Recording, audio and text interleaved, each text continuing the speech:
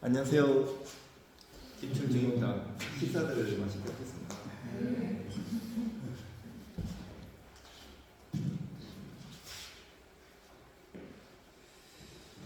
그 대표님들 이렇게 혹시나 또 영상으로 듣고 싶으신 분 있으면 하려고 제가 촬영하고 있어요. 촬영하고 하시다가 뭐 촬영하는 거 신경 쓰지 마시고 민사나 행사 뭐든지 업무하시면 공부한 거 있으면 질문을 하셔도 괜찮고 하시다가도 방해하지 않는 한도에서 남들 들으면 도움되면 뭐든지 괜찮아요. 저는 이제 그 부동산 아까 교수도 하면서 그 법무사, 행정사, 공인중개사, 감정 사업을 하고요. 그 법학 박사입니다. 법학 박사.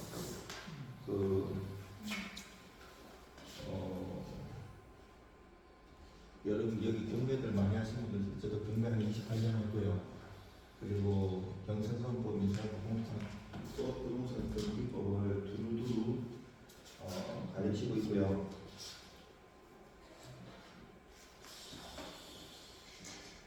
그리고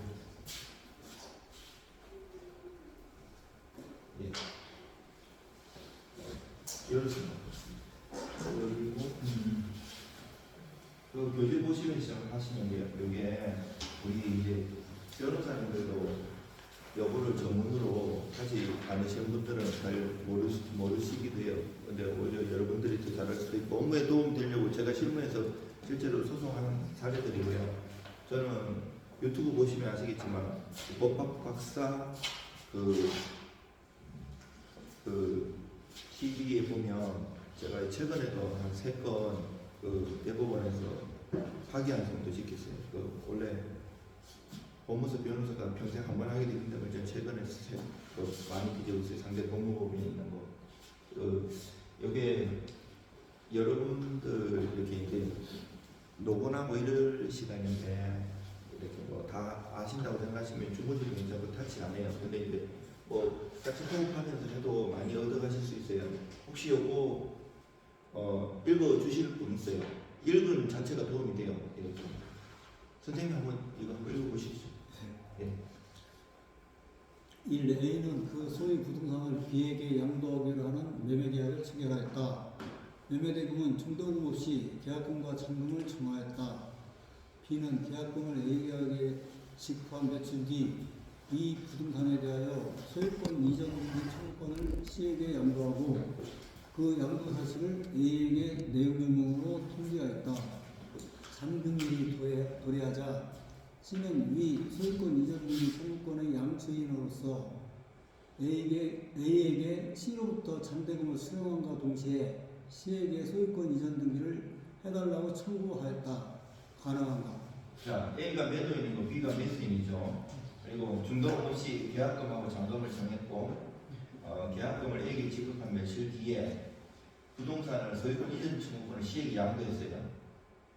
원래 우리가 일반적으로 내가 채권이 5억이 있어요. B한테 내가 A고 그러면 내가 A의 5억을 채권을 C한테 양도를 해요. 그러면 민법 450조 451조의 채권 양도의 대항 요건에 따라서 내 매도인 이 양도인이 얘한테 통지를 해줘야 돼요. 통지만 하면 돼요. 민법상은. 근데 조심해야 될 게 뭐 전매 제한이라든지 특별법상에는 이것만 요하는 게 아니고 조문이나 판례를 잘 봐야 돼요. 얘가 승낙이나 동의를 해야 되는 게 있어요. 그래서 우리가 최근에 손님 온 것도 사고가 많이 나요. 지급명령에는 20억을 판결을 받았고요. 이 사람이 부동산 가압류를 해놓은 게 5억인데 그 부동산도 수원에 있는 빌딩이에요. 이게 경매가 넘어갔어요. 근데 이 5억 받은 사람은 나한테 와가지고 이미 자기들끼리 다 했어요. 이 채권 양수도를. 그래놓고 20억 이거를 받을 수 있냐면 내가 어이가 없어가지고 이 사기당한 거라고. 보통 채권을 5%에 사와요. 5% 업자들은 5% 사도 이게 하나 뻥 터지면 받으면 손해가 안 가기 때문에 하나는 다 100% 환수하면 그래서 싸게 사오는데 이 사람은 20억짜리 판결이 있으니까 5억인데 사실 솔직하게 얘기하더라고요. 이거를 1억에서 20%에 산 거잖아요. 그 자기는 잘 샀다고 해갖고 이 가압류를 받을 수 있냐고, 그러니까 내 20억을 받을 수 있냐고 욕심을 내더라고요. 이거는 사실은 1억도 못 받고 못 받아요. 이미 경매인데 건물이 보통 이미 경매는 물론 강제경매도 마찬가지고 서울에는 20%씩 저감되고요. 유찰될 때마다 지방은 30%씩 저감되잖아요. 보통 건물이나 뭐 빌딩, 공장, 땅 이런 거 막 금방 50% 되잖아요. 이 현저당권 은행에서도 대출할 때 받아가기 어려운 데 있으니까 이 물건이 먼저 받아가고 가압류 이런 채권 같은 경우는 기본이 비례 원칙이 있거든요. 예를 5억, 10억, 15억 있으면 1대 2대 3으로 가져가는데 그것도 안 부는 흡수배당부터 배당책만 실무에서 임하는데 그것도 다 못 담아요. 근데 이 사람 못한 얘기 해가지고 실무에서 이런 많은 문제들이 있어요. 그래서 항상 준비할 때 인터넷이나 이렇게 그런 거 수준이나 뭐 챗GPT나 묻는 수준으로 대답을 하면 문제가 크게 생길 수가 있어요. 왜냐면 항상 일반법이 있고 특별법이 있어가지고 우리가 알고 있는 지식하고 다 다른 경우가 있어요. 사고가 많이 나요. 2번 2번 선생님 좀 읽어보시겠어요, 선생님? 네. B는 그 소유의 토지에 관하여 이에게 매도하기로 하는 1매매 계약을 체결하면서 이의 사정으로 제3자에게 위 토지에 대한 매수인의 권리를 이전하는 경우에는 매도인이 그 제3자 앞으로 직접 소유권 이전 등기를 해주는 등 적극 협조하기로 하였고 당일 매수 계약금을 수령하였다. 얼마 후 이는 위 토지를 다시 F에게 매도하기로 하는 제2매매 계약을 체결하였고 이에 따라서 이는 F로부터 이 매매 계약상의 매매 대금을 모두 지급받았다. 감사합니다. 그 다음에 안가로 1번.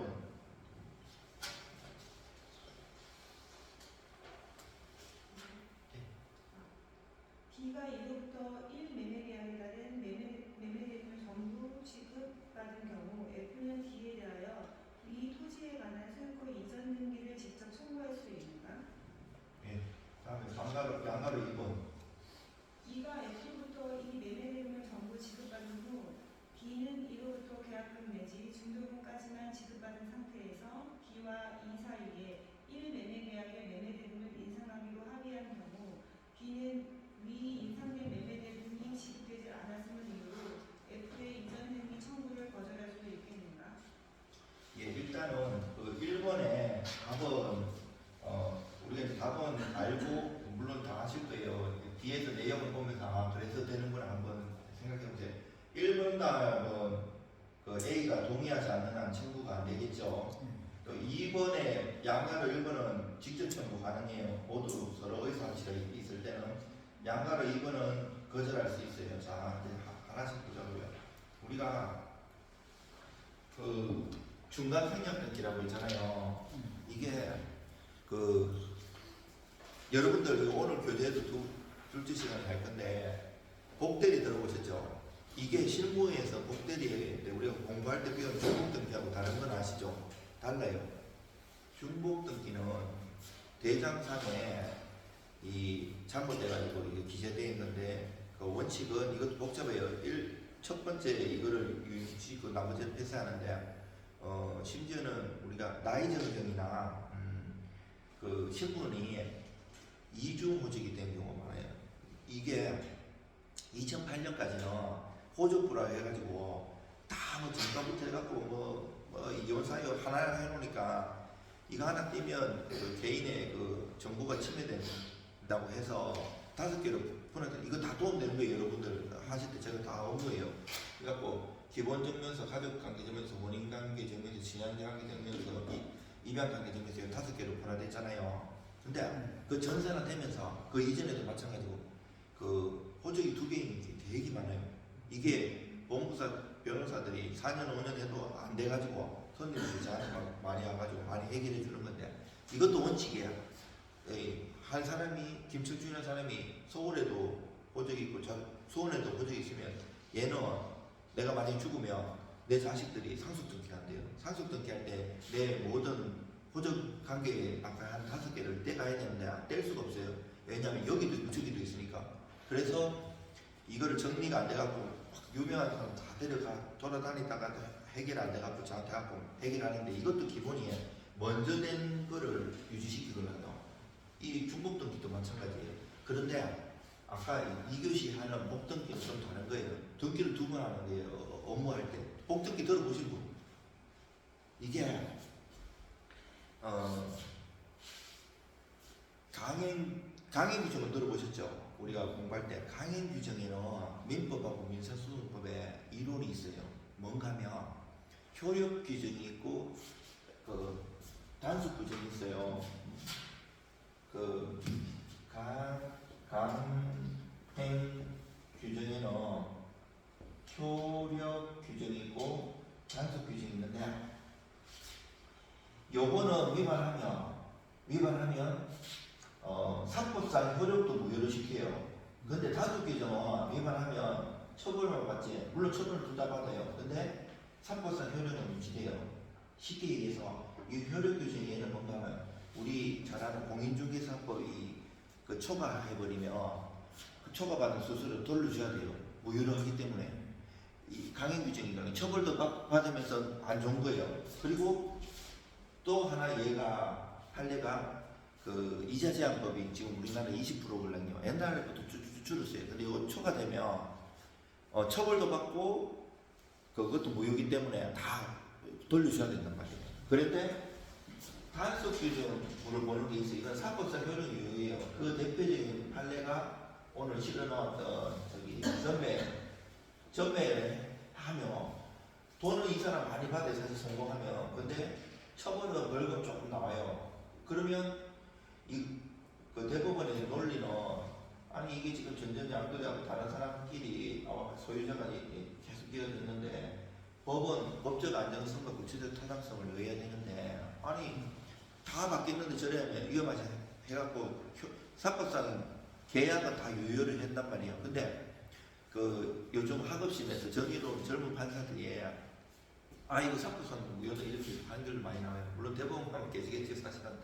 그런데 이런 상황이에요. 자, 우리 중간 생략 등기 많이 들어보셨죠? 여기도 쟁점이 있어요. 중간 생략 등기. 자, 중간 생략 등기인데 원점이 다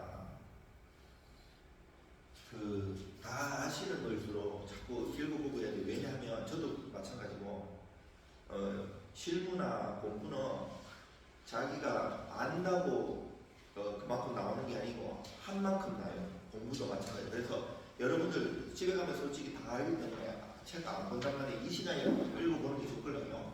다. 자, 그래서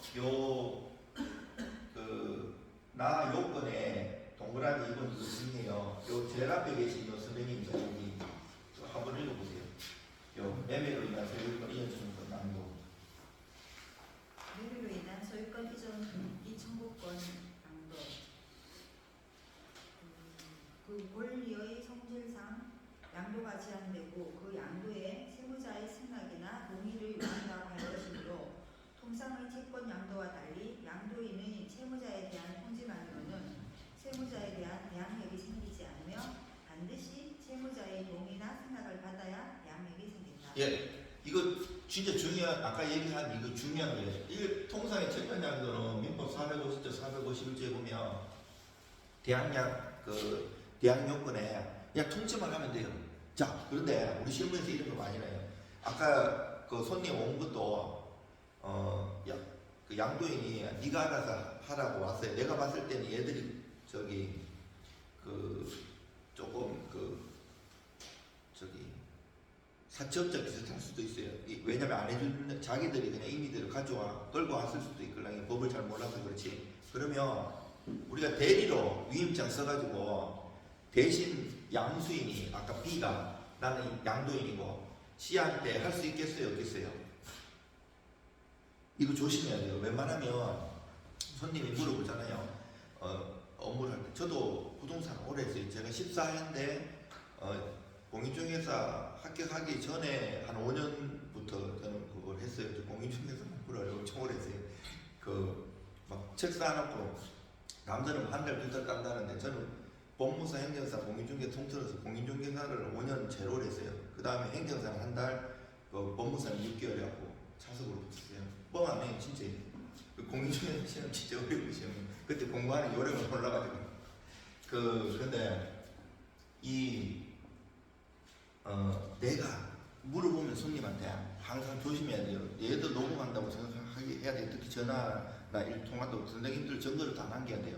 증거를 남겨놓으면 사고가 터지면 내가 막아낼 수 있고 사고도 안 나요. 근데 내가 허술하게 하면 요즘 손님들 야구가 다 해요. 그래서 이래도 되고 저래도 된다고 항상 여지를 남겨놔야 돼요. 100% 확실한 생각이면 당하는 거에 끝나는 게. 그리고 사기 치려고도 와요. 손님들이 나한테 덤부시려고. 이것도 원래 이거는 채권장도 통지만 하면 돼요. 근데 이거는 매매로 인한 소유권 인증 증권 양도는 채무자의 돈이나 승낙을 받은 이 판례에서 그랬어요. 그래서 특별표가 있으면 특별표가 있는 대로 해야 되고 없더라도 판례를 잘 찾아야 돼요. 그러면 안 그러면 소송 가는 거예요. 5년 6년 가고 돈만 받어요. 그리고 아까 그것처럼 하면 원칙은 안 되는데 그렇게 해도 된다는 판례가 있어요. 대리로. 근데 위임장에 잘 써야 돼요. 만약에 문제 생기면 안 받았다 그럴 때 엉뚱한 얘기 해버려요. 내가 안 했는데 지가 도장 찍었는데 이러기 때문에 원칙대로 하라고 하는 게 좋아요. 자, 중간 상승된 기류 최초 매매는 중간자 사전 변경. 그리고 보통은 여기 강의하면 여러분 원하시는 데들이요. 강의를 좀 타이트하게 해갖고 한 30분 먼저 끝내는 거, 아니면 40분 하고 20분 쉬고 40분 하고 20분 쉬고 5시까지 강의하는 거, 아니면 원하시면 6시까지 해드리고 뭐 그래요. 어떤 좀 빨리 하고 빨리 끝나는 게 좋겠죠. 선생님들 수십 년 하시는 선배님, 대본 선배님 같으신데 알아들으시죠? 예. 그리고 요거는 혹시 쉬는 시간에 물어보셔도 되고 저한테 메일이나 문자로 물어도 되고 교재를 통해 갖고 좀 모임이 있는 거는 좀 쉽다고 생각하는 건 넘어갈게요. 예. 그리고 사실은 이게 한 문제가 원래 대학원에서 3시간 정도 강의를 할 수 있는 수준의 양이 엄청 어려운 거예요. 이거 변호사들한테도 내가 강의하는 강의 어려운 거 아니에요. 그래서 여러 번 수준 되니까 업무를 많이 해보자고 이해하는 거 이거 어려운 거예요, 진짜.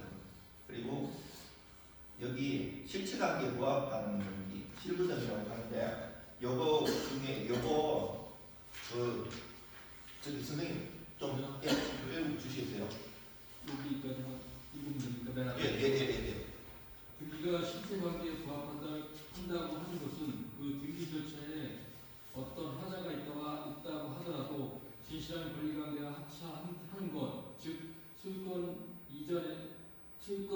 이전에서 등기 이전 절차만 위법하고 그 외에 다른 법률행위는 적법 위반 사체로 소유권 이전 등기 소유권을 가지고 있는 경우를 말하고 원인 없이 이루어진 무효의 소유권 이전 등기라 하더라도 그 등기가 다른 사정에 의하여 실체관계에 부합하게 되는 유효한 것으로 된다. 예, 중요해요. 저 공부하실 때도 많이 보셨을 거예요. 그리고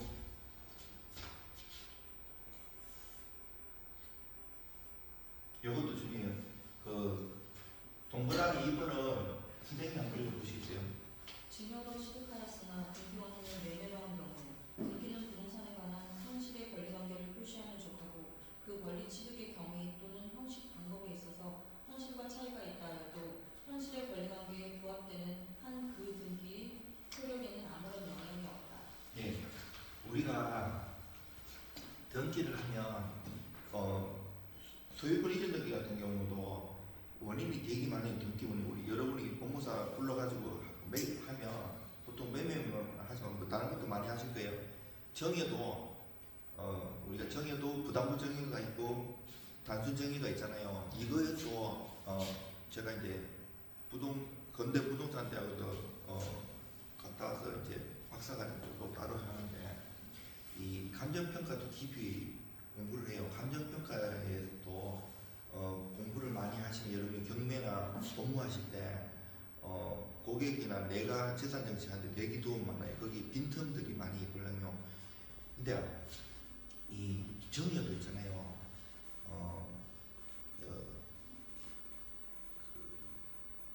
부담부 정의냐 단수 정의에 따라서 내가 이 아파트를 머리를 잘 써야 돼요. 이거를 내가 지금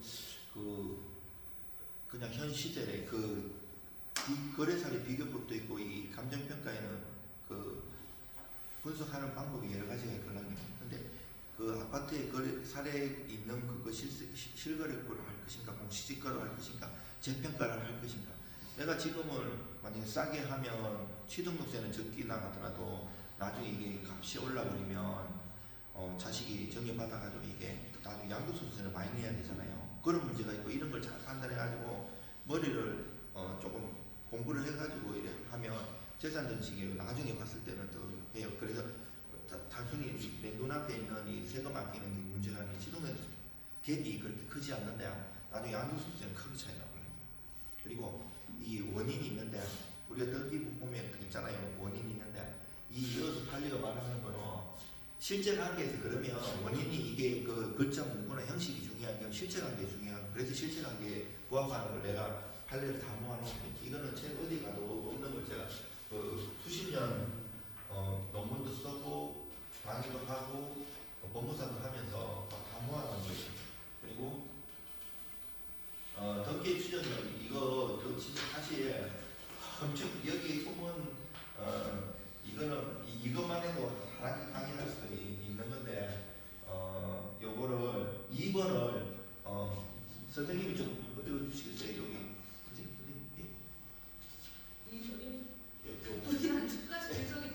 저 따뜻한 거 가르치면 동그라미 이거 부동산에 많아요.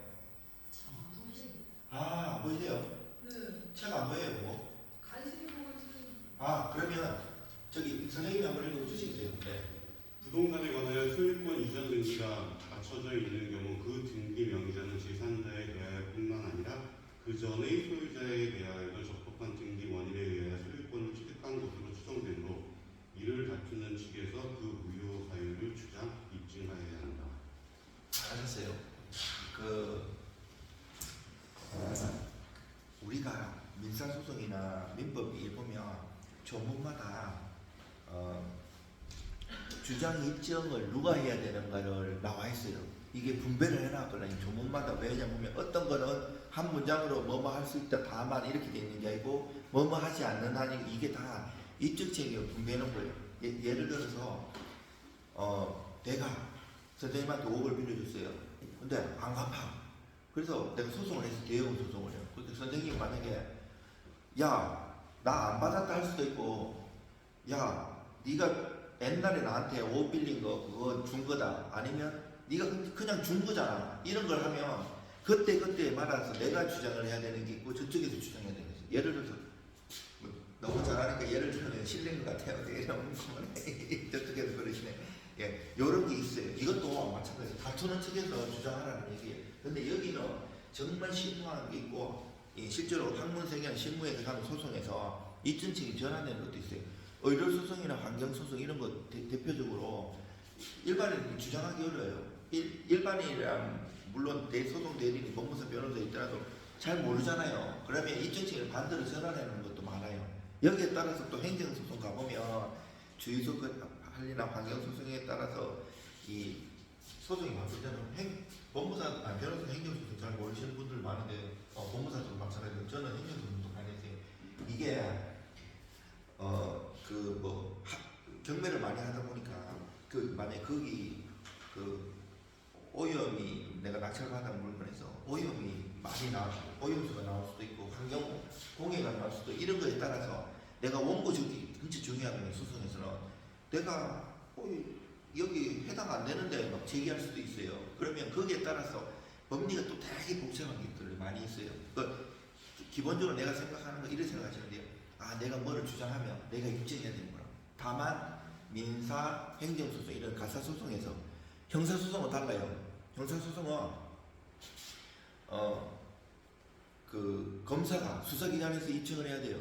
왜냐하면 형사소송법 대원칙에 의심스러울 때는 피고인의 이익을 하거든요. 제가 석사는 고대에서 민법 민사소송법 신탁법을 했고요. 박사는 서울시립대학교에서 형법 형사소송 들어가서 민사면 형사를 두두두 했어요. 지금 또 부동산 하고 있고요. 그리고 처벌 이런 게 있어요. 이런 것도 되게 조심하셔야 되고요. 그리고 토지거래가 이게 나오면 특히 조심하셔야 돼요. 여러분들이 그 1993년도에 어떤 일이 있었는가 하면 그때 유동적 무효라는 법리가 처음 생겼어요. 유동적 무효라는 거 들어봤죠? 이 뭔가 하면 그 당시에는 그 이전에는 무효 아니면 유효밖에 없었어요. 근데 유동적 무효라는 것은 이게 만약에 토지거래 허가를 받기로 하면서 계약을 했어요. 그래서 제일 중요한 건 이거 진짜 오늘 굉장히 많은 것을 솔직하게 얻어가시는 거예요. 정신 바짝 차리면 제가 수십 년에 노하우가 나오고 있어요. 특약사항을 정말 잘 써요. 계약서 잘못 해놓으면 그 소송에 휘말려요. 공인중개사님들이. 그래서 잘 보고 자기가 판단 안 되면 전문가한테라도 물어보고 특약사항을 기가 막히게 써놔야 돼요. 그것만 해놓으면 분쟁해도 내가 이길 수도 있고 분쟁도 잘 안 가요. 근데 허술하게 해놓으면 애매하기 때문에 양쪽에서 다 속성당해요. 제가 공인중개사를 위해서 보조 참고도 많이 해드리거든요. 이게 협회 같은 경우에는 잘 신경 안 써요. 변호사님이 있어서 그 실무를 공인중개사님만큼 모를 수가 있어요. 그 법은 좀 알아도. 그래서 보통 이 손님들이 사고가 있으면 만만하니까 공인중개사 협회를 간다고 소송해요. 그러면 이 소송 고치를 해줘야 되는데 잘 모르는 경우가 있어요. 일심 끝나갖고 아는 경우도 있어요. 그러면 보조청가해갖고 안 쌓아주면 이 사람은 어차피 이 협회는 지더라도 부산 소송을 하기 때문에 당해요. 그래서 보조청가해갖고 적극적으로 쌓아줘야 돼요. 그 유동증무에 있잖아. 만약에 이게 토지거래 허가를 받기로 하고 했는데 고의로 잠탈하는 경우도 있을 거고 또 안 될 수도 있을 거고 여러 개 있잖아요. 그래서 이 확정이 안 되기 때문에 유효나 무효나 이 유동적 무효 상태에 있는 거예요. 요거는 토지 허가가 뭐가 떴다. 지금 많이 문제가 되잖아요. 항상 법리적으로 한 단계 더 나간다는 걸 생각해야 돼요. 복잡해요. 그래서 이거 동그라미 1번을 남자 선생님 그 뒤에 여자 선생님 여기 이거 한번 읽어보실게요. 네. 또 최종 매수인은 최초 매도인에 대하여 이전 토지에 관한 토지의 허가 신청 절차에 협력 후 이후 소유권을 가지고 있다고 할 수 없으며 설사 최종 매수인이 자신과 최초 매도인을 매매 당사자로 하는 토지거래 허가를 받아 최종 매수인 앞으로 소유권 이전 등기를 격려하더라도 그러한 소유권 이전 등기는 적법한 토지거래 허가 없이 격려된 등기로서 무효. 자, 동그라미 2번은 그 뒤에 분. 토지거래 허가 구역 내 토지가 거래 허가를 받거나 소유권 이전 등기를 격려할 의사 없이 중간 생략 등기 합의 아래 전매 차익을 얻을 목적으로 소유자 간으로부터 부동산 중개업자인을 경우를 거쳐 정액의 전전 매매한 경우 그 각각의 매매 계약은 모두 확정적으로 무효. 예, 그 옆에 선생님 3번. 각 매수인이 각 매도인에 대하여 토지거래 허가 신청 절차 협력 의무의 이행 청구를 가지고 있다고 할 수 없으며 따라서 정의 이들을 순차 대의하여 갑에 대한 토지거래 허가 신청 절차 협력 의무의 이행 청구권을 대의 행사할 수 없다. 이런 거 중요해요. 보통 채권자 대의권 우리 배우잖아요. 채권자 대의권이나 채권자 지도권. 특히 채권자 대의권 같은 경우 얘가 권리를 행사해줘야 되는데 안 하는 경우 많아요. 특히 경매에서도 많아요. 내가 채권자 편이에요. 내 채권자예요. 근데 요 임야가 이 사람이 돈이 한 100억대 있어요. 근데 내 채무자가 죽었어요. 그러면 상속들끼리 해야 되잖아요. 할까요? 안 할까요? 실무에서 안 하죠. 왜냐하면 이 예채권자는 이 해놓으면 거기 경매를 넣을 거니까. 있어요. 만약에 그 채권으로 있으면 소송을 해갖고 판결받아서 강제 경매를 넣어야 되고 보통은 건전한 것을 정해갖고 임의 경매가 많은 거예요. 제가 했는 사건도 부산에 있는 희년대학 제가 방배 5구역 한 3, 4년 됐어요. 그때 한참 오를 때 그 방배 5구역에 물건을 빌라를 샀거든요. 한 40평 정도 되는 거를. 근데 그 빌라 사신 매도인이 그 서울의 방배 5구역 아시 들어보셨죠?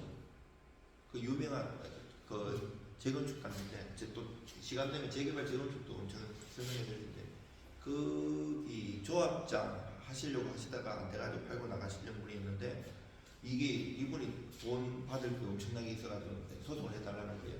법무사가 매수인으로 살려고 하니까. 그래서 싸게 팔았는데 참데 부산에 있는 이냐를 그 경매를 넣고 보니까 채무자 주소 아니 초본을 달래요. 근데 사망을 했더라고요. 근데 안 하잖아요. 이때는 뭘 하는가 하면 채권자 대의가 나서 말씀드리는데 대의로 보존 등기를 할 수가 있어요. 내가 근데 문제는 세금이고 뭐고 내가 일단 내 돈으로 내야 되는 거예요. 채권자 입장에서. 그러면 내가 부담이 크죠. 이런 단점이 있는데 채권자 대의권이 된다고 무조건 다 되는 게 아니에요. 여봐봐요. 채권자 대의권 안 되는 거 있죠. 이러면 보통 변호사들은 이게 또 방송 나가면 또 조심스럽긴 해요. 제가 유튜브에 올려놓으면 얼마든지 보셔도 돼요. 제가 이거 다시 근데 뭐 다 하시니까 안 보시기도 할 텐데 보통 조심해야 되는 게 선생님들이 쓸데없이 돈 쓰는 소송을 하면 안 되는 거예요. 시간 낭비, 돈 낭비 이게는 전문가 제대로 상담하고 보통은 제대로 상담 알고도 안 해주는 경우도 있고 몰라서 안 해주는 건데 이게 권리를 내가 소송을 하면 이길 수 있는가를 정확히 판단을 해야 돼요. 사실 실무에서 실력도 안 될 수도 있고 돈이 안 되기 때문에 한번 해보자 이런 식으로 하는 걸 조심해야 돼요. 내가 공부를 어느 정도 많이 하고 되는지 안 되냐고 판례를 일단 많이 검색을 해봐야 돼요. 안 되는 경우를 대기하려면 대법원에서 파기환송해야 되는데 그거는 거의 진짜 어려워. 잘 없어요. 그리고 이것도 무시무시해요. 이게 세금이나 형사처벌 이름이 되게 센데 자 요거 두 번째 시간인데 얼마 안 했으니까 하고 마지막에 이거 꼭 관련 안 되더라도 그 중간중간에 물어보셔도 되고 자기 업무 하시거나 뭐 민사 형사나 뭐 업무와 관련 안 된대요. 뭐든지 물어보는 시간도 가질게요. 빨리 하는 게 낫겠죠. 이게 또 늦어서 되면 선생님 다 하시는 건데 답답하고 이럴 수도 있어요. 지금 한 번 나타났잖아요. 눈이 안 보이신다고 하는 게 선생님 농담이었습니다. 자, 전매자 복등기 관련 이거 어려워요. 이거 진짜 사람들은 있는지도 모르고 변호사들 많아요. 자, 읽어주실 분 안 읽으신 분. 자, 다시 한 바퀴 돌게요. 선생님 한번 읽어보시죠. A는 한국토지공사 이하 LH 한국토지공사가 공급하는 아파트에 청약 신청이 당첨되어 아파트 공급계약을 체결하였다. 위 아파트는 주택분양에 의해 입주자로 당첨된 날로부터 위 아파트의 소유권 이전기를 신청할 수 있는 날 사업주체가 입주 예정자에 통보한 당해 주택의 입주 강행 이후 60일까지 전매가 제한된다. A는 전매 제한 기간 내에 B에게 아파트 수분양자 지위를 전매하였다. 위 아파트 공급계약서에는 기타 주택법 위반 행위를 약정 해제 사유로 정하고 있다. 예, 감사합니다. 자, 방가를 1번을 선생님이 한번 읽어주시세요. 전매 제한 기간이 경과한 현재까지 LH는 전매 제한 기간 위반을 이유로 A와 사이 분양 계약을 해지하거나 주택법에 정한 환수 조치, B에게 환수되는 지급을 취하지 아니하였다.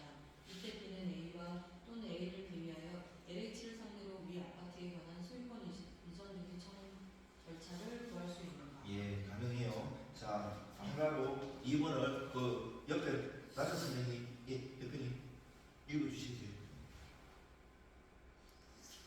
방가로 2번, 저요? 예, 목소리 커보시면 돼요. 잘 하시라고요. LH는 전매 민간이 경고한 뒤에도 주택법에 정한 주택 환수 조치를 할 수 있는가? 있다면 그 방법은? 먼저 돈을 줘야지. 선행이 동시행이 아니고. 자, 방가를 3번. 옆에 선생님. LA주택법 제24조 전매 제한 위반을 이유로 A비에 대하여 A 아파트 분양 계획을 해지할 수 있다. 예, 가능해요. 방가로 4번은 바로 앞에 선생님. 앞에 제일 앞에 여기 선생님. 예. A는 이 아파트에 관한 소유권 이전 등기 절차를 마친 뒤 자신에게 위 전매 약정에 따라 소유권 이전 등기를 해달라는 B의 요구에 대해 위 전매 약정은 불법으로 무효라고 주장한다. B는 법적 권리 구제가 가능합니다. 예, 가능합니다. 5번. 방가로 5번을 제일 뒤에 선생님. 예, 거기서 이렇게 하고. 예. A와 B는 주택법 위반죄로 처벌 가능한가? 예, A만 처벌돼요. 이게 죄형 법정주의라고 하는데 우리가 형법의 대원칙은 죄형 법정주의예요. 아무리 나쁜 놈이라도 이 형법이나 특별법령에 죄와 처벌 근거 규정과 얼마를 처벌한다는 게 없으면 못 처벌해요. 그래서 사기꾼들이 어마어마 발전되기 때문에 이 형법에 만약에 사기죄 하면 기망에도 수십 가지가 넘어요. 적극적이나 소극적이나 묵시적 기본부터 해가지고 요 기망을 빠져나가는 거를 일반인들이 따라가지 못해요. 법이 계속 이거는 사기만 그런 거고 다른 것 되게 많아요. 얘들은 머리가 좋은 데 써야 되는데 엉뚱한데 돈벌이에 비상하게 쓰기 때문에 따라가지 못하는데 그래도 어쩔 수 없는 게 원민 재판을 할 수 없는 거예요. 현대에서 옛날에는 막 왕이 지 마음대로 하고 만행사냥 이래 했기 때문에 어떤 거는 방금 A잖아요. 그럼 제가 할게요. 우리 명의신탁 들어보셨죠? 명의신탁 들어보고 신탁법상에 신탁이 있어요. 이거 잘 들으셔야 돼. 이거 구분 못하는 사람 많아요. 실무를 오래 하는 법무사 변호사들도 소송 엉뚱하게 하는 경우가 많아요. 명의신탁은 부동산만 규율해요. 명의신탁은 사주에 어떻게 되냐면 명의신탁 약정부터 무효예요. 약정, 등기 이런 거 다 무효예요. 예외가 뭐가 있죠? 두 가지가 있는데 부부 사이인데 세금 포탈할 목적으로 안 해. 부부한테 형제나 부모하고 하면 다 명의신탁으로 처벌받아요. 그런데 또 하나가 종중하고 종중은 요런 관계 총류잖아요. 요런 관계 사는데 이것도 총류의 법리도 되게 복잡해요. 우리가 소유권에는 공유 합의 총류가 있잖아요. 총류 교회 재산, 절 재산 이런 거 갖고 분쟁이 많이 일어나고 여러분도 돈을 버시려면 특이한 걸 알아야 돼요. 네? 일반적으로 하시는 거는 잘 하시면서 특이한 걸 알면 내가 전문으로 아는 사람 소개를 해줘도 되는 거고 그냥 안내만 해도 돼요. 보통 교회 사모님이나 절에 신도들이 되게 많이 오거든요. 팔려고 이거 매매하는 것도 되게 복잡하기 때문에 몰라서 못하는 거거든요. 전국에 있는 어느 물건지도 다 가능해요. 지금 다 인터넷이 발전해가지고 그래서 SNS를 굉장히 잘 많이 활용해야 돼요. 그리고 방가로 2분만 좀 다시 설명해. 방가로 2분만. 예? 방가로 2분만 설명을 다시 좀. 제가 간단히 답하고 지금 설명하는 것도 계속 나와요. 네. 네, 간단히 설명한 건 아까 했고요. 제가 뒤에 보면 자세히 나옵니다. 그래서 지금 얘기하면 재미가 없어요. 뒤에 읽는 게 재미가 없어요. 굉장히 한거예요. 좋습니다. 자, 그리고 이제 저 선생님은 두고 있었던 거예요. 내가 아까 전에 돈을 먼저 줘야 돼갖고 이제 성행이라고 동생이 하는 거를 알기 때문에 저렇게 얘기하신 거예요. 굉장히 고맙죠. 이거 질문 안 하지? 여기를 다 이해를 하시는데 딴 데 가면 저도 그랬고 질문을 하나 할 정도면 알기 때문에 질문하시는 거예요. 뒤에 나와요. 자, 그래서 이거 설명을 제가 해놓은 거예요. 이렇게 공부하자는 차원에서 원래는 딴 데 가면 다른 얘기는 안 해요. 근데 다 아시기 때문에 그냥 얘기하고 이렇게 자, 전매 제한 문제가 주택법 유기사죠. 이게 굉장히 중요한 부분이에요. 자, 요거는 다일치는 말고 제가 요거 해볼게요. 전매 이제 여기는 매매 전이나 그 밖에 권리 변동을 수반하는 모든 행위를 포함하는데 상속은 제외예요. 여기 또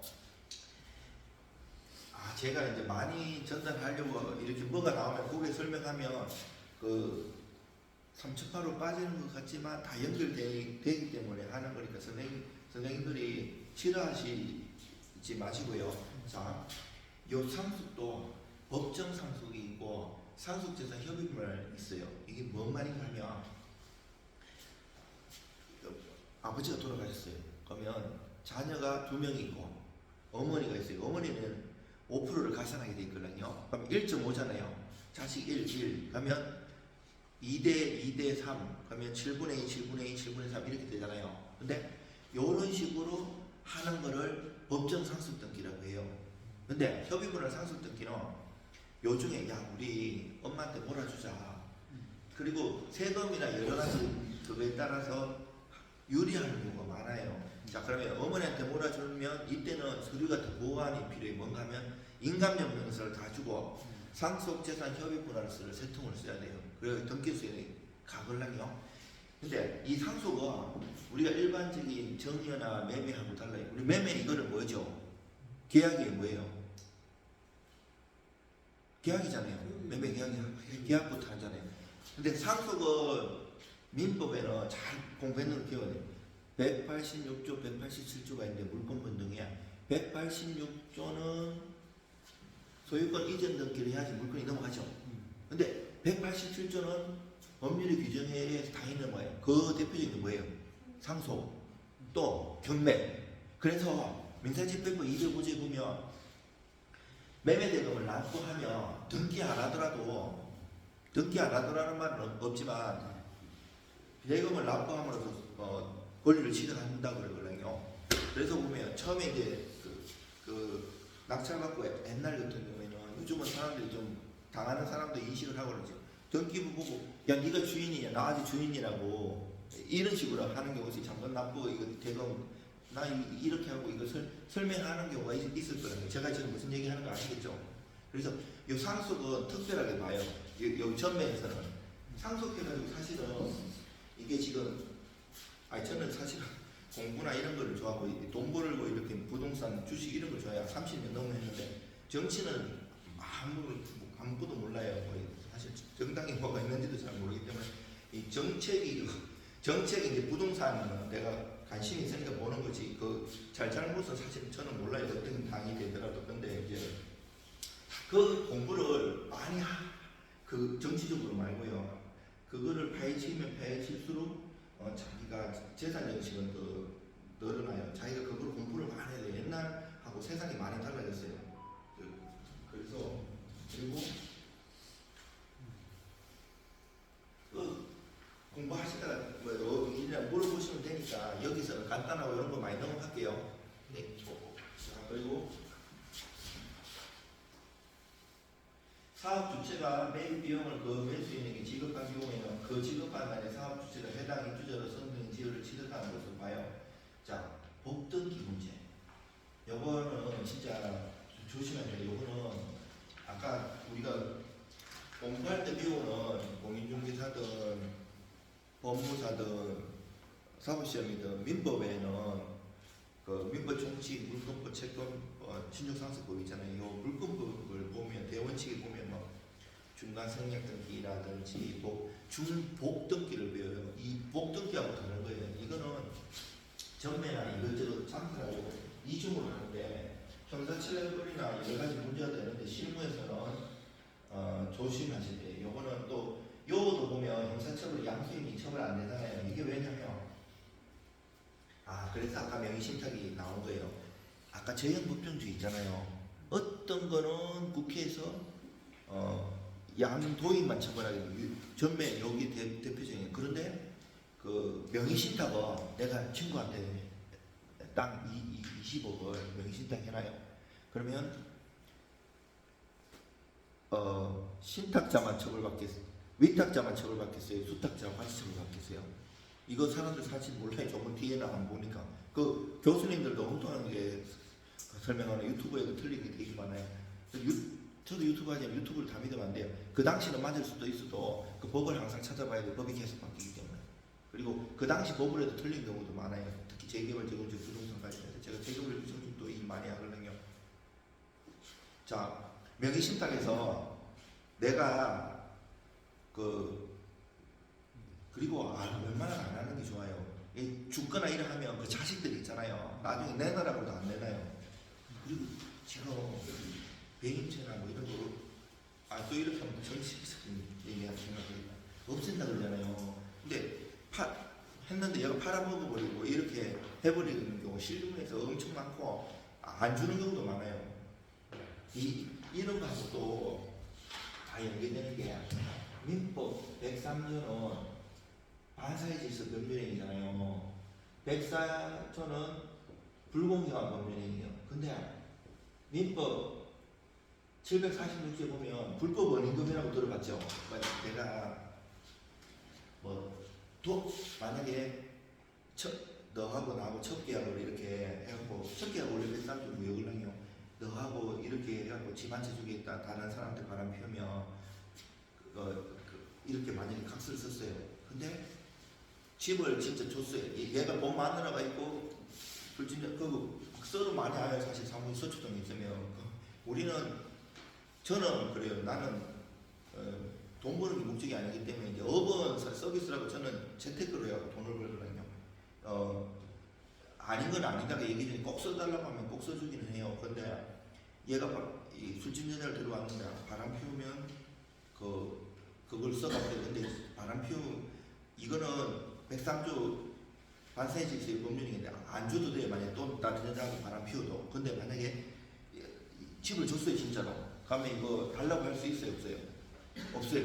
그게 746조 불법 원임금이에요. 그래서 내가 안 줬을 때는 달라고 안 줘도 되는데 안에 줬을 때는 다 되돌려받지 못해요.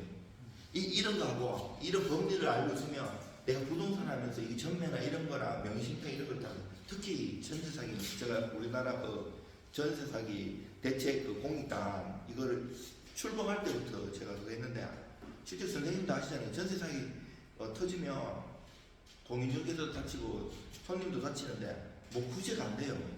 근데 신탁 있는 걸 진짜 조심해야 돼요. 신탁. 내가 석사 논문이 고대해서 신탁 관련 있는 이거 얘기하면 한 달도 할 수 있는데 여러분들이 보통 보면 신탁을 웬만하면 있으면 그 돈 욕심에 저는 항상 옛날부터 이런 생각을 하거든요. 괜히 그거 스스로 생각해갖고 위험하거나 좀 안 좋은 거 늦게 안 좋은 이런 거는 그거 안 벌어도 좋으니까 안전방으로 가자 이런 생각이거든요. 괜히 그거 건드리면 아예 안 건드리는 게 좋고요. 있으면 만약에 명의신탁하고 수탁자가 다른 게 그 신탁법상이 신탁이 다르다고 했잖아요. 신탁법상이 신탁 이것도 이 얘기하면서 피눈물 나는 건데 사고 저도 당사자로 강하게 봤기 때문에 강남에는 에코티 대출이라고 있어요.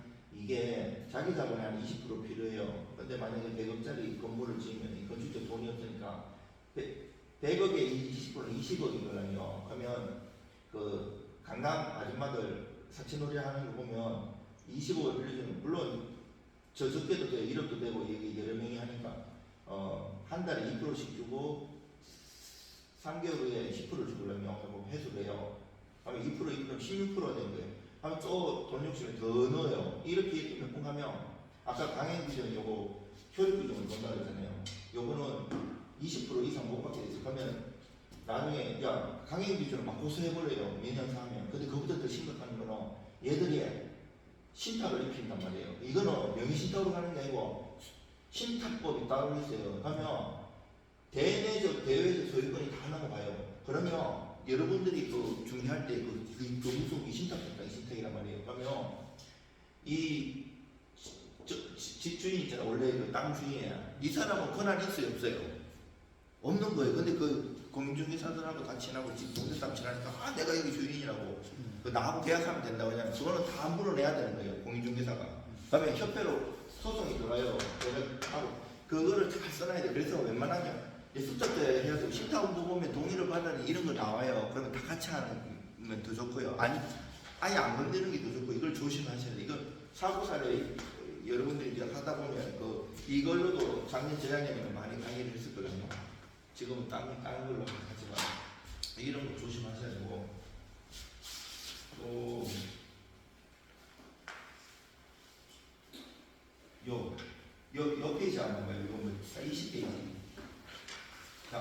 자기가 목소리 크고 요거랑 여기 진짜 중요한 것들이에요. 한번 읽어주십시오.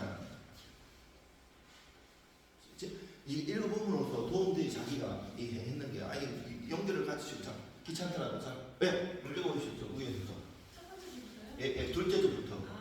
전 매수인이 사업 주체를 상대로 애초에 수분양자 전 매도인을 대의하여 소유권 이전 등기 청구 가능. 대법원 95-54884 대법원 5번을 통역할게요. 전매 제한 기간 경과 후에도 사업 주체의 환수 조치 가능.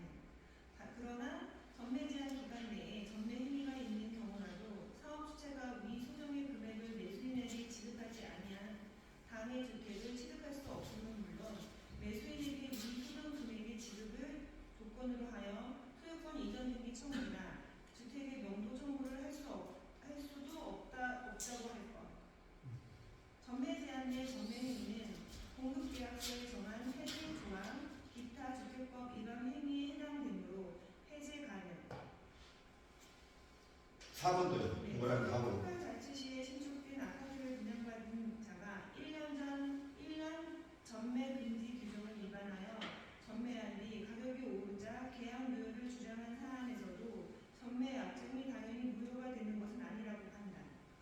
일부 하부심은 강행규정 위반으로 무효 판결. 요거 아까 얘기했는 거 아니죠? 학업심이 여러 개 나오고 있다니까요. 저는 공부를 좋아해가지고 다 찾아봐요. 그리고 서면을 하나를 써도 심지어 그 성공사례 이런 거 보면 유튜브나 제가 선전하는 건 아니고요. 70페이지, 80페이지 이랬어요. 법무사 변호사 두세 페이지 이랬어요. 뭐 내용이 뭐야 하나 써도 내 친구가 그 유명한 그 건설사 대표예요. 근데 얘가 200억 관련해갖고 지금 이 물건지 요와 비슷한 사건이 내용증을 써도 제가 책으로 써줬어요. 책으로 그 사진을 카톡으로 책으로 쓰는 건 지가 만든 거는 자기가 칼라로 해가지고 했어요. 제가 이렇게 써주기만 했고 그거를 카톡으로 이렇게 만들어 하고 사진을 보내더라고요. 제가 끝나면 보고 싶은 카톡이 있어요. 그리고 여러분은 이제 고생하셨으니까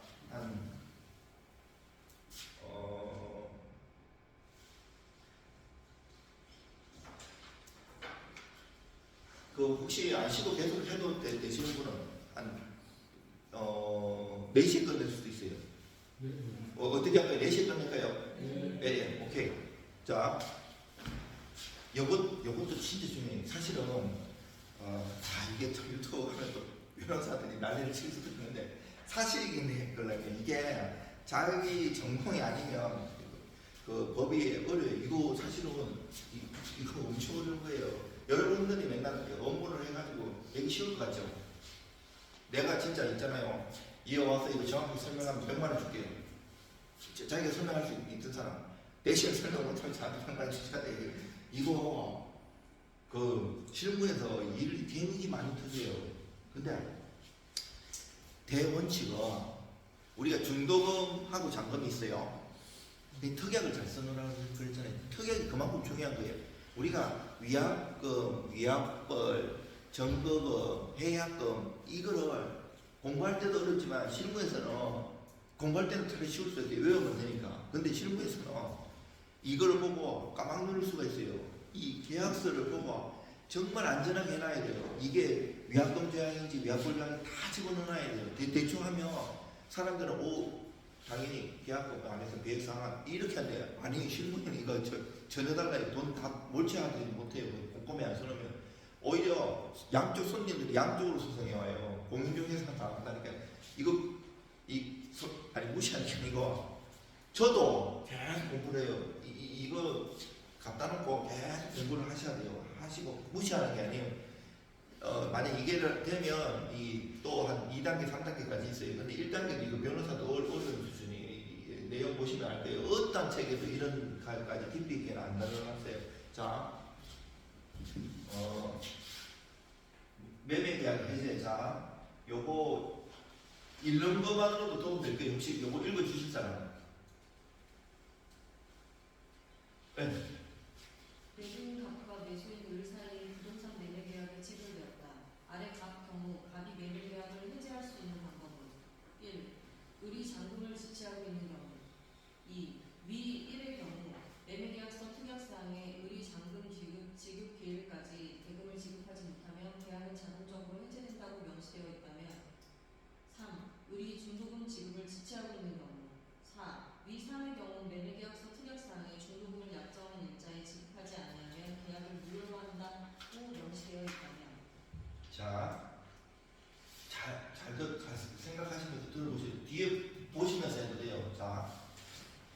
이게 1번하고 2번은 장돈 얘기죠.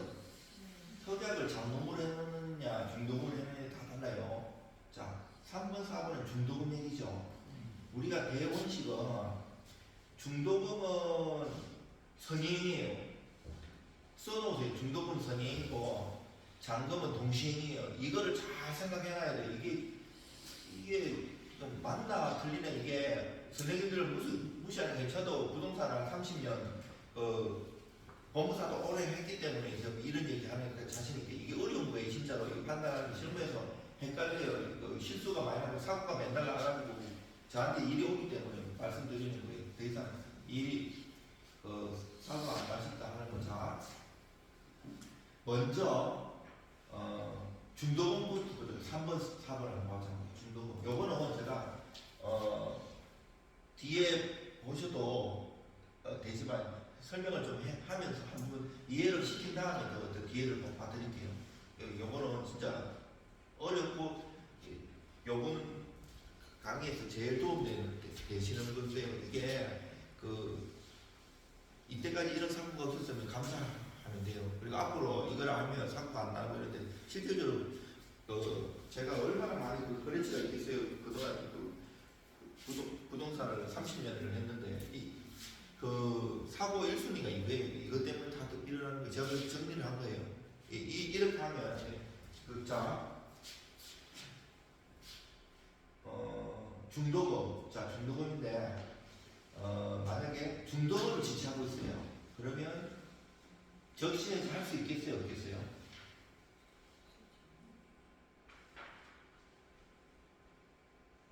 중도금.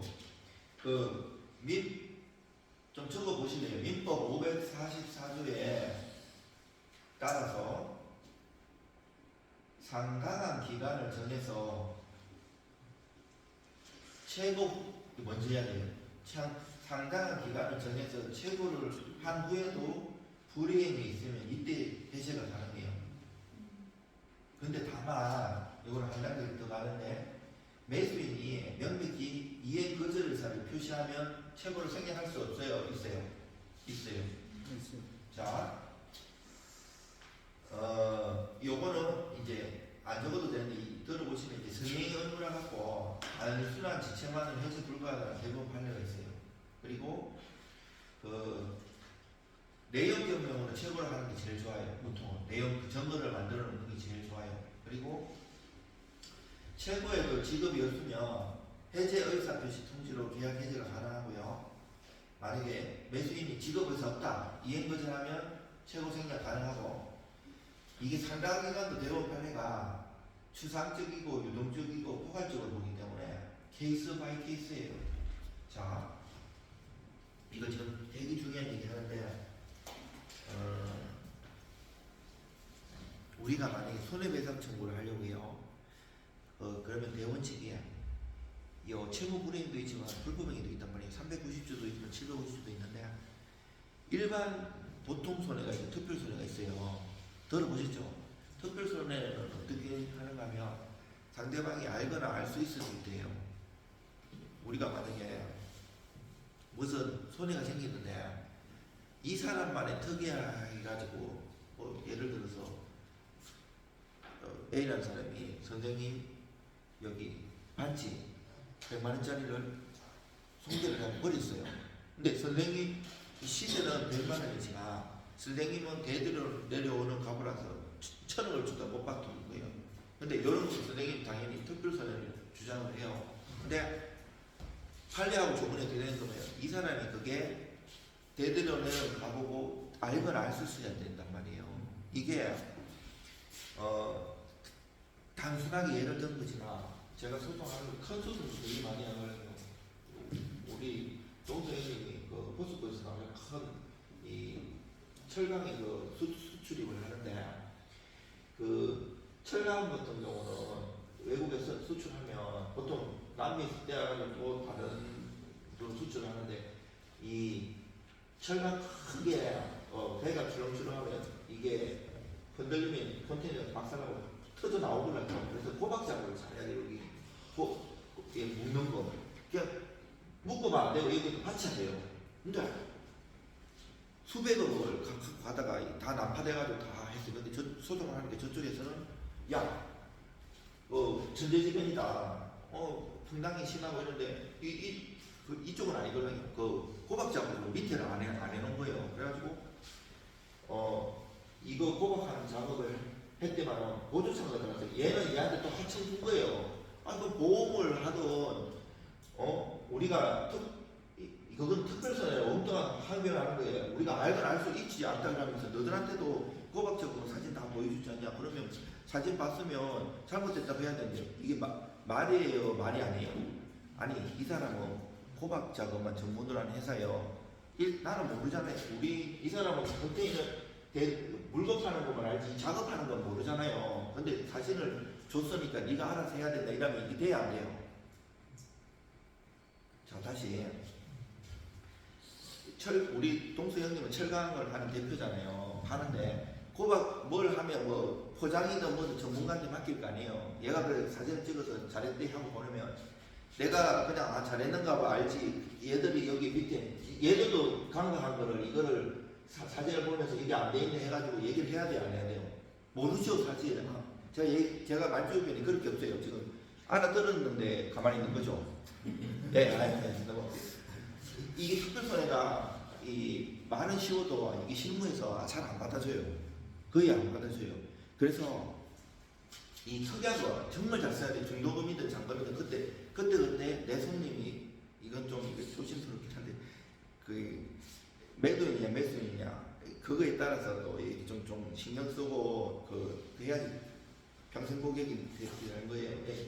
그래 하면 안 되지만 알아서 잘 하세요. 자 그래가지고 이게 이제 중도금에서 이제 사업을 하는 거예요. 중도금을 약정한 일제 지급하지 않은 계약을 무효한다. 자 이거 어떻게 되는 거예요?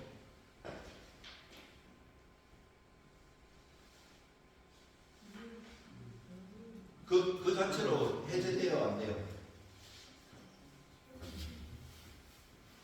자, 하나 적으세요. 여기 지금 중도금 얘기하는 거 장동은 반대예요.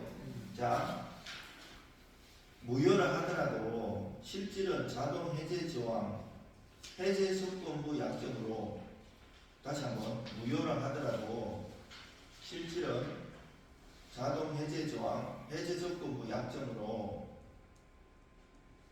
중도금을 미지급하면 그 자체로 계약 자동 해제, 이미 지급한 계약금은 반환되지 않겠죠. 계약금은 여러분들 공부했는데 이거 기억나려고 모르겠네. 자, 형법에는 실행의 착수라고 하지만 우리가 계약 해지할 수 있을 때 이행 착수하면 못한다는데 대부분 판례가 이행 착수로 어떤 걸로 봐요? 중도금 지급할 때로 보죠. 그죠? 중도금 지급하면 해제가 안 되니까 이 아파트를 팔았는데 가격이 폭등하면 어떻게 돼요? 누가 해제하고 싶어요? 매도인이 그렇죠. 왜냐면 폭등하니까 배 아프잖아요. 잠이 안 오잖아요. 보통 남편이 팔면 집에 가면 집사람한테 맡겨줬죠.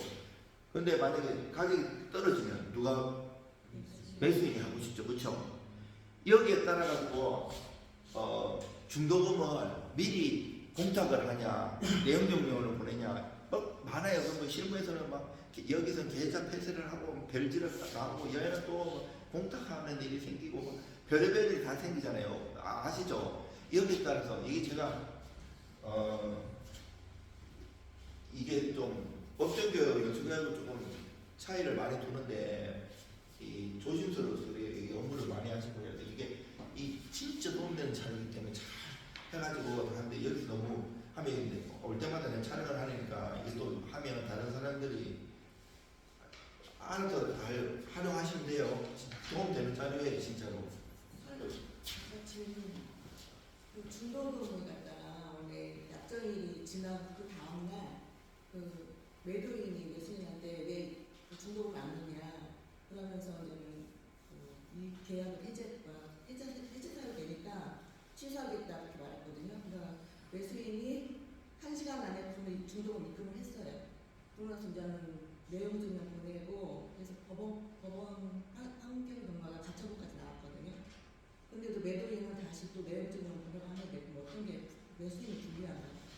아, 그게 좋은 질문이 실무에서 여러 가지 있는데 실무는 실제로 접근해 보면 조문하고 판례대로 하지가 않아요. 왜냐하면 이 소송이라는 건 움직이는 생명체라고 법대로 하면 맞잖아요. 중도금 약정기일이 안 줬잖아요. 그렇지만 1시간이든 다음 날이든 되면 아까 우리가 실체에 부합하는 등기처럼 이 명도 소송을 예를 들어서라도 우리가 상가는 몇 기 지체하면 해지할 수 있어요. 상가는 주택하고 달라요. 상가는 3번, 3기. 그것도 연속으로 안 해도 돼요. 내가 옛날에 한 번 하고 뒤엉키면 해야 되는데 명도 소송 해보면 실무하고 법하고 다 달라요. 자, 판사님 어떻게 보는가 하면 물론 또 코로나로 특별 법도 있어요. 6개월까지 연체돼도 봐주기도 하고 법에는 2기라는 게 있어요. 분명히 2기는 번이 걸려요. 순서를 안 하고 옛날에 한 번 하는 정가가 있어요. 그 돈을 줬어요. 그리고 또 2번 하면 이게 되는 거예요. 3기가. 그런데 재판하다가 그 점유자 그 세대로 사는 사람이 돈을 넣어 그렇잖아요. 그거 판사님한테 준비 서면에 이렇게 냈어요 하면 명도수 이기겠어요, 지겠어요? 봐줘요, 실무에서는. 그러니까 다르기 때문에 대표님이 어느 입장의 중개인 사님이냐 아니면 양파예요. 아니요. 그 유리한 쪽으로 계속 준비 서면 답변서를 내려야 되는 판사가 판단은 판사님이 하는 거예요. 그래서 가처분까지 나왔거든요.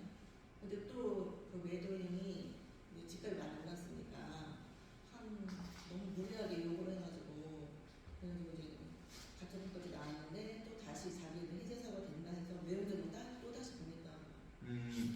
이제 내용 중에 이것도 민사 형사를 아울러가지고 잘 써야 돼요. 어느 정도 되면 계속 내용 중에 하면 결론 안 나고 결국은 소송을 해야 돼요. 소송까지 가야 된다고 하고 불리한가 그것이. 꼭 불리한 것도 아니죠. 그리고 방금 말씀하신 굉장히 중요한 얘기 있어요. 이거는 법무사 변호사 10년 한 사람들 잘 몰라요. 자, 내가 매매를 했어요. 매매를 했는데 중간에 얘가 나한테 등기를 안 넘겨요. 그러면 그 집에 처분금지 가처분해야 돼요. 부동산 가압류를 해야 돼요.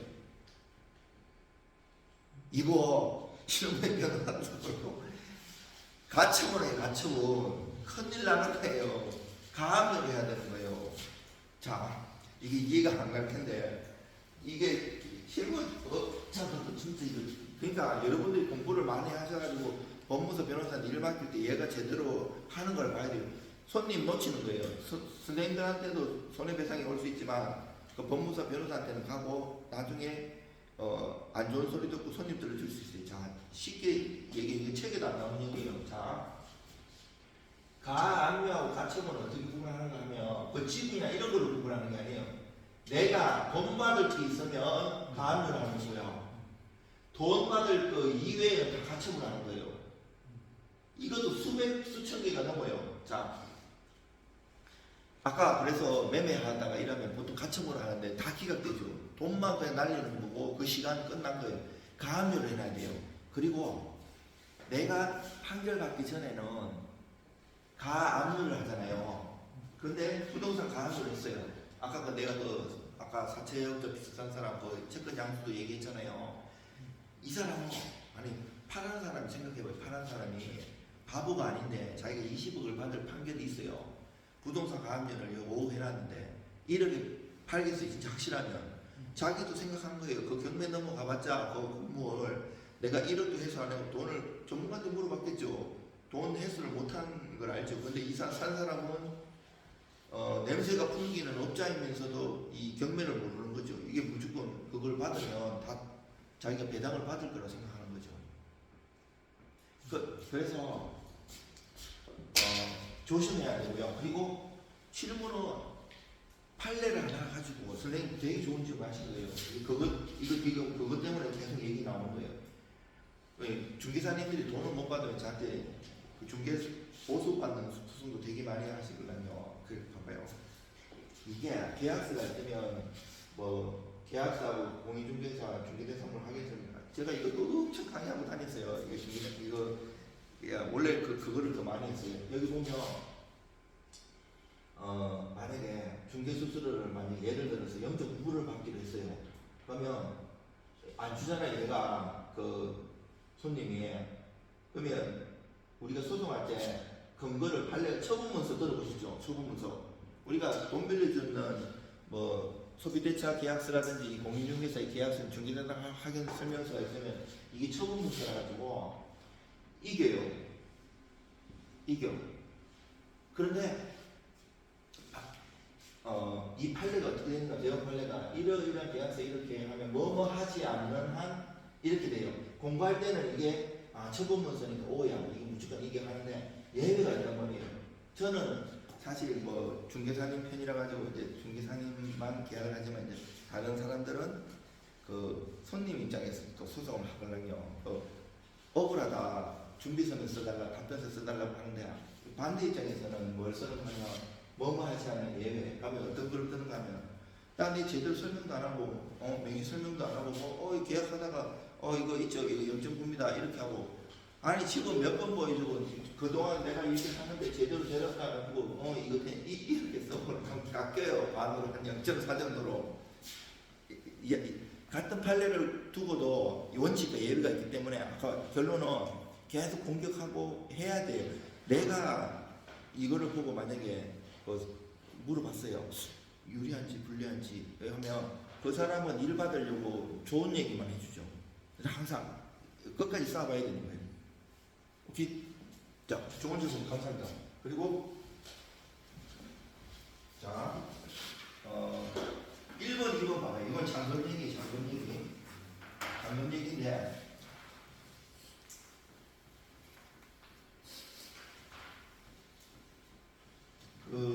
자, 1번, 2번 어디 잔금을 지체하고 있어요.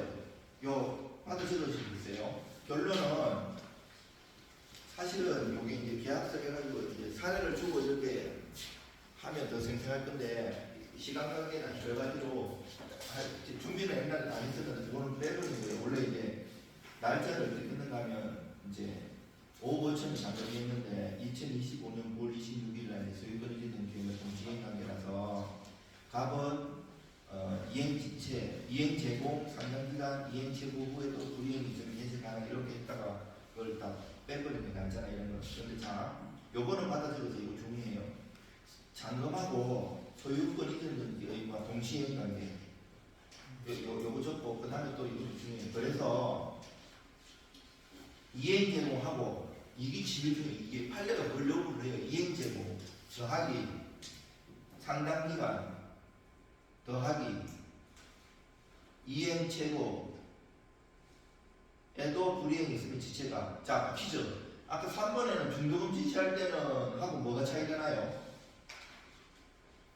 아까는 상당기간을 정해 최고 아까 544도 적었죠? 뭐가 차이예요? 이행제공. 이행제공 왜요? 동시행관계이기 때문에. 요거에 제가 15년 전에 법무사 이제 할 때 제 지인분 소송을 맡았는데 이게 1심에서 변호사한테 맡기고 진 소송을 가져왔더라고요. 이게 중요해요. 이 법무사 사무실이나 자기 본인들도 마찬가지 공인중개사 사무실에서 그 사진 찍어가지고 이 돈을 이행제공에는 직접 줄풀이 놓고 사진 찍어갖고 돈 있잖아요. 봐라 여기 준비해놨대. 이걸 요구하는 거예요. 오케이? 사진 찍어갖고 이거를 문자로 전송해도 되고 내용 정보하면 더 확실하겠죠. 이걸 이행제공이라고 한 거예요. 근데 이것도 판례가 되게 많아요. 뒤에도 가면 인감정리있어요. 인감정리. 우리가 매도행하면 그 매도인 인감정리 뜰 때 계약서 들고 가면 어떨 때는 재개발 재건축 단지 같은 경우에는 뭐 바지 세워가지고 막 주민번호도 제대로 기재 안 하는 경우도 많아요. 잘못하면 큰일 나요.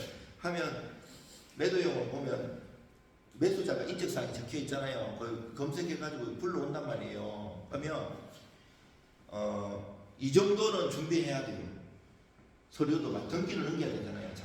지금 잔금하고 있잖아요. 잔금 중도하고 다르단 말이에요. 이행제공. 그런데 실무에서 이거 조심해야 돼요. 이것도 중개대상 확인서를 많이 했는데 공유자 있을 때 막 20명 이래 있으면 그거 다 출력해야 돼요. 그 개수만큼 내가 그거 엄청 강조했거든요. 근데 뭐뭐 외에 이렇게 적는 경우도 있어요. 계약자를. 그건 특정이 안 됐고 주민등록증이든 그 인감이든 뭘 띄우겠어요. 대법원 판례가 이거는 싸웠는데 대법원까지 하는데 이거는 준비가 된 게 아니다 이렇게 나왔어요. 자 그리고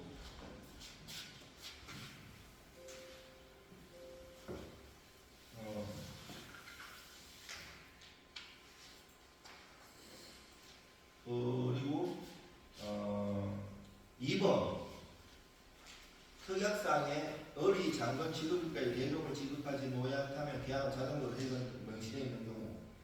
자, 요거는 받아 적으세요. 유효한 자동 해제 조항. 아까 해제 조건부 했는데 정지 조건부 해제라서 자 다시 한번 유효한 자동 해제 조항 정지 조건부 해제라서 이행 제공 더하기 이행 지체에 빠뜨리어야 한다. 자, 잔금을 지급하지 않으면 조건 성취로 자동 취소되게 하려면 동시 이행 관계이므로 이행 제공을 계속 유지해야 하며 예외적으로 특별한 사정이 있는 경우 사실 안 써도 돼요. 뒤에 가면 다 나와요. 제가 다 보여줄게요. 왜냐면 이거는 하도 중요하고 한번 리마인드 시키고 또 하면 더 좋더라고요. 자, 이 뒤에 판례가 다 나와요. 자, 이제 하나씩 해볼게요. 자, 해제하고 해지가 어떻게 구분돼요? 내가 해제하고 해지를 정확하게 한다. 해제하고 해지. 자, 해제가 있고 해지가 있고 무효가 있고 취소가 있고 요거 정확하게 구분할 수 있다. 100만 원. 근데 틀리면 나한테 100만 원 줘야 돼요. 근데 이걸 맞춘 변호사도 이제까지 한 번도 없었어요. 이거 어려운 거예요. 사람들이 있잖아요. 막 말을 막 쉽게 하는데 용어가 되게 중요해요. 이 손님들도 요즘 똑똑해가지고 챗GPT나 뭐 인터넷 검색하고 온다고 생각하면 돼요. 법무사도 마찬가지고 공인중개사도 마찬가지고 변호사도 마찬가지고 그래서 5%의 차이로 그 전문가의 차이가 나기 때문에 이것마저도 틀리면 심지어 내가 있잖아요. 그 재수생 있잖아요. 재수생이 이 사기나 이거 형사 민사에 올랐는데 깜짝 놀랐어요. 나는 실무 변호사는 20년 되는 줄 알았어요. 얘가 챗GPT를 검색하고 외워가지고 머리가 얼마냐 계속 법리를 해갖고 계속 물어보는데 야 해가지고 이거 진짜 재수생인데 엄마가 봤는데 애가 20살이면 그냥 애 돼가지고 피부가 달라요. 애기 아니 깜짝 놀랐다는 게 요즘 이렇게 인터넷이